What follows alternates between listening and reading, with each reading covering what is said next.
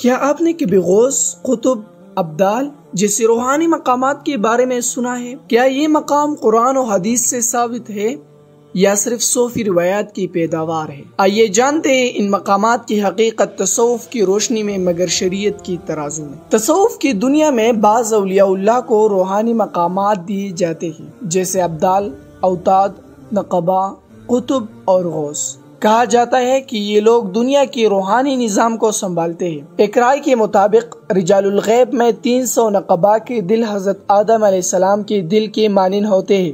انہیں نقبہ اس لیے کہا جاتا ہے کہ وہ اس امت کے نقیب ہیں۔ 70 نجبہ کے دل حضرت نوح علیہ السلام کے دل کے مانند ہوتے ہیں اور انہیں نجبہ اس لیے کہتے ہیں کہ وہ لوگوں میں برگزیدہ اور روشنی دل ہوتے ہیں۔ 40 ابدال کے دل حضرت موسیٰ علیہ السلام کے دل کی طرح ہوتے ہیں۔ انبیاء کا خلیفہ اور بدل ہونے کی بنا پر انہیں ابدال کہا جاتا ہے۔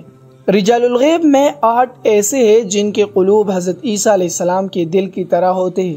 7 اخیار کے دل حضرت ابراہیم علیہ السلام کے قلب کے مانند ہے۔ اخیار اس لیے کہا جاتا ہے کہ وہ امت میں بہترین لوگ ہیں۔ 5 امات کے دل حضرت جبریل علیہ السلام کے دل سے مشابہت رکھتے ہیں۔ یہ روحانی دنیا کے ستون ہیں، اس لیے انہیں امات بمانے ستون کے ہیں۔ 3 اوتاد حضرت میکائیل علیہ السلام کے دل کی طرح ہوتے ہیں۔ یہ اوتاد اسی وجہ سے کہلاتے ہیں کہ ان کی حیثیت دنیا کے لیے کھونٹنے یا میخ کی ہے۔ ایک کا دل حضرت اسرافیل علیہ السلام کے قلب کی طرح ہوتا ہے، اسے غوث کہا جاتا ہے۔ ان میں جس کا انتقال ہوتا ہے تو بالترتیب ان کی ترقی ہوتی ہے، جبکہ نقیب کو نیا عام مسلمان میں سے منتخب کیا جاتا ہے۔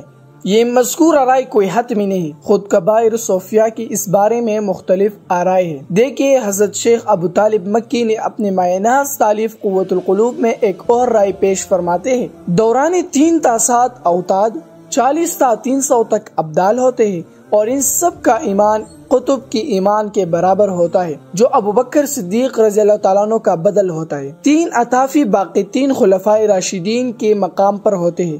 7 اوتاد باقی 10 مبشرین اور 300 ابدال بدری صحابہ کرام الانصار والمہاجرین کے قائم مقام ہوتے ہیں۔ شیخ علی حجویری فرماتے ہیں کہ اولیاء مکتوم 4000 ہے، 300 اخیار، 40 ابدال، 7 ابرار، 4 اوتاد، 3 نقیب اور 1 قطب جسے غوث کہا جاتا ہے۔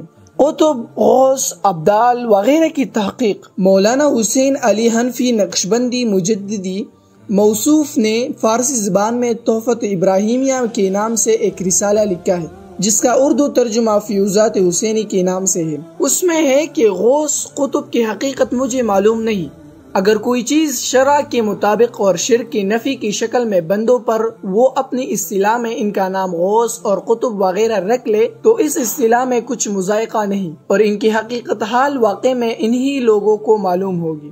مولانا حسین علی کہتا ہے کہ بہت سے خوابوں میں قطبیت کی بشارتیں میں نے اپنے حق میں دیکھی ہے، خارج میں کچھ معلوم نہیں، اور اسی طرح قیومیت کی بشارتیں بار بار میں نے دیکھی ہے اور میرے دوستوں نے بھی میرے حق میں قیومیت کی بشارتیں دیکھی ہیں، خارج میں معلوم نہیں، اور اسی طرح بہت سے خوابوں میں سرور کائنات صلی اللہ علیہ وسلم کی طرف سے ضمنیت اور قطبیت کی بشارتیں دیکھی ہے، لیکن خارج میں اس کے متعلق کچھ علم نہیں کہ اس کی حقیقت کیا ہے۔ در حقیقت حال یہ ہے کہ معاملات الہی بہت سے ہیں۔ مثلا حضرت موسیٰ علیہ السلام کو ایک علم حاصل تھا، وہ علم حضرت خضر علیہ السلام کو نہیں تھا، اور ایک علم حضرت خضر علیہ السلام کو حاصل تھا، وہ حضرت موسیٰ علیہ السلام کو نہیں تھا۔ اسی طرح بعض اولیاء اللہ ایسے ہوتے ہیں جسے حضرت خضر علیہ السلام اور ان کو ہماری معروف شریعت سے تعلق نہ ہو، تو ہم جب ان کی حقیقت کو نہیں جانتے تو پھر ان کے بارے میں بحث و تمہیز کرنے سے کیا فائدہ؟ اس طرح اگر عباد غیب یعنی فرشتے اگر کسی پر ظاہر ہو تو یہ بھی ممکن ہے، اور اگر جنات کسی پر ظاہر ہو تو یہ بھی ممکن ہے۔